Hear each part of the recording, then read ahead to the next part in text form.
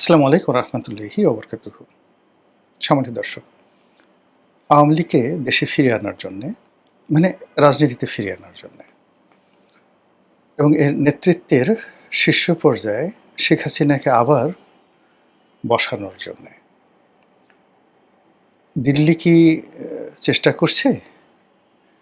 দিল্লি কি আমেরিকার সঙ্গে কোনো লবিং করছে? এবং এই সমস্ত বিষয়াদি নিয়ে দিল্লির সঙ্গে বেইজিংয়ের কি কোনো কথাবার্তা হয়েছে? বা যদি হয়ে থাকে সেই বিষয়গুলো কি হতে পারে?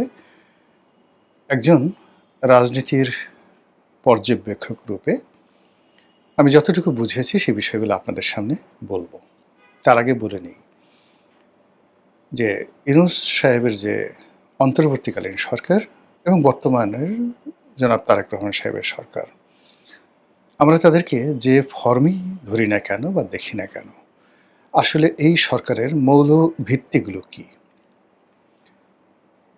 প্রথমে ইউনূস সাহেবকে দিয়ে শুরু করি। ইউনূস সাহেবের আগমন এবং তার সঙ্গে যারা উপদেষ্টা ছিলেন সবারই কর্মকাণ্ড অনেকটা ছিল ভিনি, ভিডি, ভিসি। জুলিয়াস সিজার, রোমান সম্রাট জুলিয়াস সিজার, তিনি তার তখনও তিনি মানে যাকে বলা হয় সিজার হননি, সম্রাট হননি, তার আগে যখন তিনি কনসুল ছিলেন, তো সেই কনসুল থাকা অবস্থায় তিনি আজকের যে তুরস্ক, এই তুরস্কের একটা বিরাট এলাকা জয় করলেন এবং তৎকালীন সময় ওই এলাকাটি উপজাতি অধ্যুষিত ছিল এবং ভীষণ রকম ডেঞ্জারাস একটা জায়গা ছিল।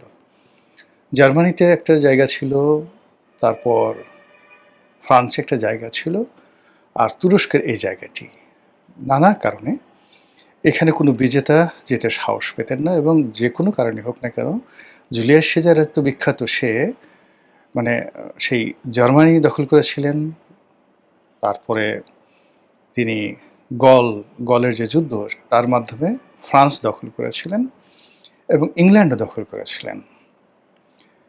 তো এই দখল করার আগে তিনি তার যে প্রথম যে যুদ্ধটি, যেটিকে বলা হয় ডিসাইসিভ ব্যাটেল, সেই যুদ্ধটি ছিল এই তুরস্কে।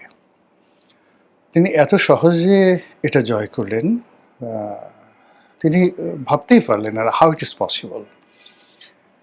শুধু বিজয়ের পর তিনি রোমান সিনেটকে লিখলেন ভিনি, ভিডি, ভিসি, আসলাম, দেখলাম এবং জয় করলাম। ডক্টর মোহাম্মদ ইউনূসের সঙ্গে যারা এসেছিলেন ক্ষমতাতে সবাই আসলাম, দেখলাম, জয় করলাম।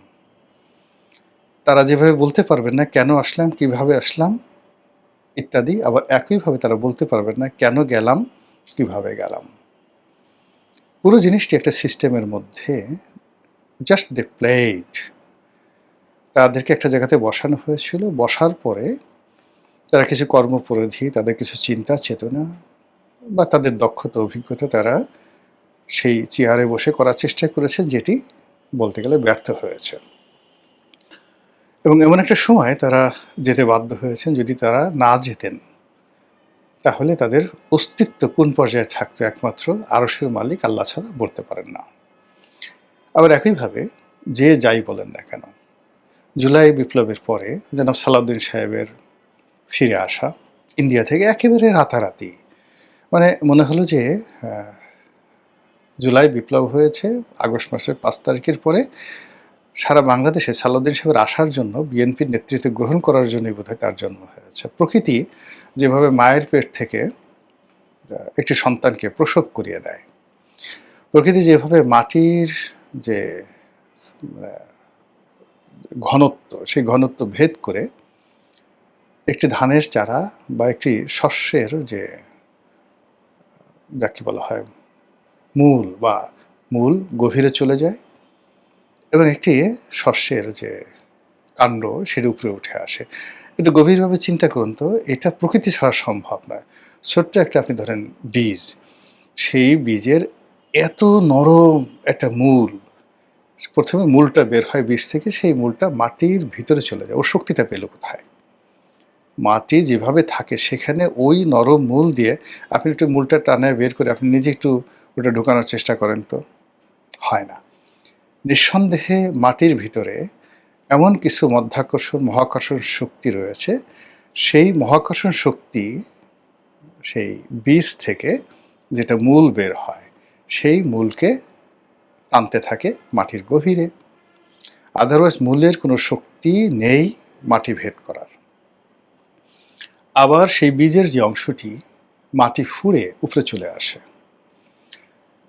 সেই আকর্ষণ যদি মহাকাশ থেকে না আসতো, সেই আকর্ষণ জমিনের বাতাস যদি গ্রহণ না করত, জমিনের উপরের ভাগ যদি তাকে সেইভাবে আহ্বান না করতো, কামন কামন, তাহলে ওই নরম যে কাণ্ড, সে তার পক্ষে মাটি ফুঁড়ে এই পৃথিবীর আলো বাতাস দেখা সম্ভব হয় না, যেটা আপনারা সহজে বুঝেন। আর আমাদের জন্ম বা যে কোনো পশু পাখির জন্ম, ডিম থেকে বাচ্চার জন্ম, সব কিছুর মধ্যেই একটা প্রকৃতির লীলা খেলা থাকে। তো সেই প্রকৃতির লীলা খেলাতেই এমন কাছে মনে হলো যে সালাউদ্দিন সাহেব চলে এলেন, তারেক রহমান সাহেব চলে এলেন। তারেক রহমান সাহেব যখন চলে এলেন তখনই তার আম্মা মারা গেলেন। তার আম্মা মারা যাওয়ার পর সেখানে বিশাল জানাজা হলো। মানে সব কিছুই মনে হলো যে প্রকৃতি সাজিয়ে দিয়েছে, এটি কোনো মানুষের কাণ্ড নয়।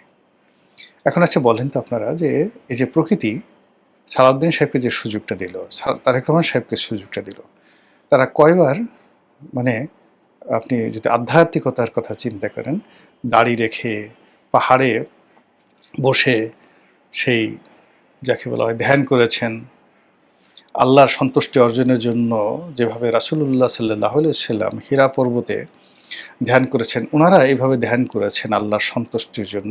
একটা সিঙ্গেল উদাহরণ দেখান তো। কিংবা ধরুন অন্য যে কোনো ধর্মমত, অথবা তারা এমন কি কর্ম করেছেন যে কর্মের ফলে এরকম কোনো একটা ঘটনা ঘটে গেল। মানে সব কিছুতেই প্রশ্ন। আপনি প্রকৃতিকেও মিলাতে পারবেন না যে প্রকৃতি তাদেরকে এই যে সুযোগ দিয়েছে, ইজ দেয়ার এনিথিং?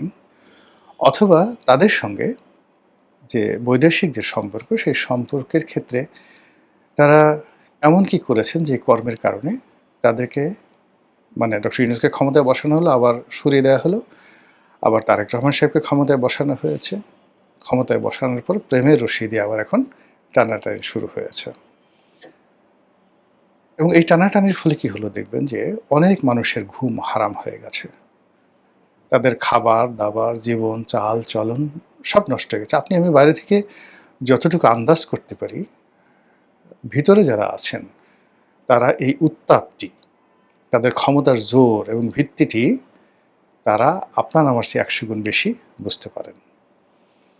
তাদের চলাফেরা, ড্রেস কোড, তাদের মানে সিদ্ধান্ত গ্রহণ, প্রত্যেকটা জিনিসের মধ্যে আপনি দেখবেন প্রচণ্ড অসামঞ্জস্যতা রয়েছে। এবং আমরা যারা বাইরে আছি, সেই বাইরে আমরা তাদের সেই কাজের কোনো রকম ধারাবাহিকতা দেখতে পাচ্ছি না। একটা ছোট্ট উদাহরণ দিলে বুঝতে পারবেন যে দুর্বৃত্তায়ন কোন পর্যায়ে পৌঁছে গেছে। আমাদের এই যে মহাস্থানগড়, আপনারা নিঃসন্দেহে নাম শুনছেন, প্রাচীন বাংলার নয়, প্রাচীন ভারতবর্ষের রাজনীতি এবং সভ্যতার যে কটি নিদর্শন রয়েছে তার মধ্যে একটি হলো এই মহাস্থানগড়। এখন সেই মহাস্থানগড়টিকে ওয়ার্ল্ড হেরিটেজ, বিশ্বের যে ঐতিহ্য, এটি ঘোষণা করার একটা প্রক্রিয়া জাতিসংঘের পক্ষ থেকে নেওয়া হয়েছে। এবং সেটার কারণে কি হচ্ছে, এই জায়গাটিকে অবিকৃত রাখতে হবে, অবিকৃত রাখতে হবে। এবং ওটা যখন ওয়ার্ল্ড হেরিটেজ হিসেবে ঘোষিত হবে, তখন ওটা কেন্দ্রিক পর্যটন, ওটা কেন্দ্রিক উন্নয়ন, এটা জাতিসংঘ করবে। এবং এটার একটা বিরাট, আজ ধরেন আমরা পেত্রা দেখতে যাই, আজ আমরা সেই মিশরের যে পিরামিড দেখতে যাই, মূলত এর সঙ্গে জাতিসংঘ জড়িত। তেমনি আমাদের মহাস্থানগড়, আমাদের পাহাড়পুর বৌদ্ধবিহার, ইভেন আমাদের সোনারগাঁর যে পালাম সিটি, এগুলোকে যদি আমরা ওয়ার্ল্ড হেরিটেজের মধ্যে ঢুকিয়ে দিতে পারি, তাহলে আমাদের পর্যটন শিল্পটা অনেকটা জায়গায় চলে যাবে। তো সেইরকমভাবে আমাদের মঞ্জিল মোর্শেদ, অ্যাডভোকেট মঞ্জিল মোর্শেদ সহ আরও অনেক যারা এমিনেন্ট আইনজীবী আছেন, তারা এই জিনিসগুলো নিয়ে কাজ করছেন দীর্ঘদিন ধরে। এই সরকারের আমলে হঠাৎ করে একটা সিন্ডিকেট, তারা এখন এখানে এই ওয়ার্ল্ড হেরিটেজের মানে তাদের তো ধারণা নাই, মানে তারা এখন ওই মহাস্থানগড়ের মধ্যে ২টা রাস্তা করবে, তারপর ওখানে কিছু ঝাড়পোছ করবে, ১০ কোটি টাকার জায়গায় ১০০ কোটি টাকার একটা প্রকল্প করবে, ওটা দেখিয়ে এবং কিছু টাকা মারবে। এই কাজ করার জন্য একটা বিরাট সিন্ডিকেট তৈরি হয়ে গেছে। যখন সিন্ডিকেট কাজ করতে গেল, বগুড়ার ডিসি বলল যে আপনি তো কাজ করতে পারবেন না, এখানে কোর্টের রায় আছে, এটা স্থগিত, ওয়ার্ল্ড হেরিটেজ হওয়ার জন্য মামলা করা হয়েছে। এখন সেই মামলা আবার অ্যাপিলেট ডিভিশনে নিয়ে তদবির করে সেই মামলা ভ্যাকেন্ট করার জন্য সেই সিন্ডিকেটগুলো চেষ্টা করে যাচ্ছে। এই দেশগুলাই যাক, ডাজ নট ম্যাটার, কিন্তু আমাকে আমার মাল পানি কামাতেই হবে। আরেকটি ঘটনা বলি, একটা জেলার থেকে একজন নর্মাল এএসআই, খুব ভালো, মানে একটা ভালো থানাতে আছেন। তো এখন সে আসছে, স্যার আমাকে একটু বদলির ব্যবস্থা করে দেন। তা বললাম তুমি তো ভালো জায়গাতে আছো, কেন বদলি হবে? বলে স্যার জীবন বাঁচছে না। এই কারণ হলো যে এখানে ওসি সাহেব যিনি আছেন ৬০ লাখ টাকা খরচ করে এসছেন, এবং এই ৬০ লাখ টাকা তোলার জন্য প্রত্যেকটা কনস্টেবল থেকে শুরু করে সবার উপর সে প্রেশার ক্রিয়েট করছে, ফলে প্রতিদিন আমাদেরকে অন ডিউটিতে গিয়ে এই টাকা আদায় করার জন্য চেষ্টা করতে হয়। কয়দিন আগে এরকম একটা ঘটনায়, এখন আগের মতো সমাজ নাই, পুলিশকে ভয় পায় না, অনেক জায়গায় মব হয়, অনেক জায়গায় মারামারি হয়, সব কিছু হয়, এবং আমাদের পুলিশকে ধরে সেই মাদক সহ উল্টে ফেলে, মানে মাদক উদ্ধার করতে পুলিশ গেছে, উল্টে ফেলে মাদক মামলায় পুলিশকে ফাঁসাই দেওয়া হয়েছে, চাকরি চলে গেছে। আমারও, মানে আমি যেখানে আছি আসলে আমার জীবন নিয়ে টানাটানি, আমি ২৮ বছর চাকরি করছি, স্যার আমি একটু বাঁচতে চাই।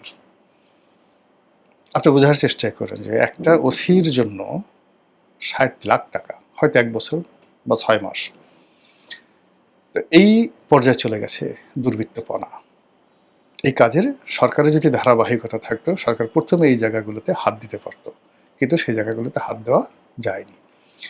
এর ফলে কি হলো, এই যে সরকারের প্রতিটি প্রশাসন, প্রতিটি জায়গা, কনস্ট্রাকশন, এই যে সরকারের অনেক মন্ত্রীদের নামে দুর্নীতির অভিযোগ আসছে, অনেক মন্ত্রীদের বিরুদ্ধে সুপার পাওয়ারের, যাকে বলা হয় যে তাদের অনেক ক্ষমতা চলে আসছে, সরকারের আপনজনের মধ্যে বন্ধু ভার্সেস বন্ধু, শত্রু ভার্সেস শত্রু, তাদের মধ্যে মারামারি কাটাকাটি হচ্ছে। এই বিষয়গুলো মানুষ ভাবছে তাহলে তো আওয়ামী লীগ ভালো ছিল, আমাদের কই জান্নাতের টিকিট কই? জামাতের লোক তো তাবিজ বিক্রি করার কথা বলে, খু দেওয়ার কথা বলে নারী ধর্ষণ করে, পার্থক্য কী রইল? তাহলে আওয়ামী লীগের লোকও ধর্ষণ করতো, জামাতের লোক এই কাজগুলো করতেছে। আওয়ামী লীগের সালমান এফ রহমান এই কাজগুলো করছে, এখন কি শেয়ার মার্কেট লুট হচ্ছে না?